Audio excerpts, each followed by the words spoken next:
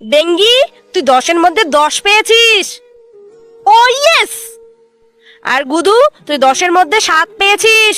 ইয়ে। আর নিতু, তুই 10-এর মধ্যে 8 পেয়েছিস। ও ইয়েস।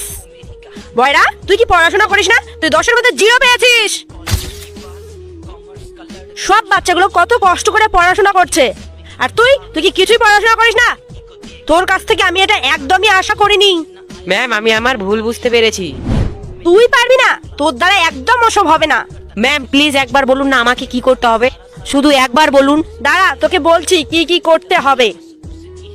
বন্ধু, তুমি যদি শয়তানকে ভালোবেসে থাকো তাহলে লাইক সাবস্ক্রাইব কিছুই করবে না, আর যদি মা বাবাকে ভালোবেসে থাকো তাহলে লাইক সাবস্ক্রাইব অবশ্যই করবে।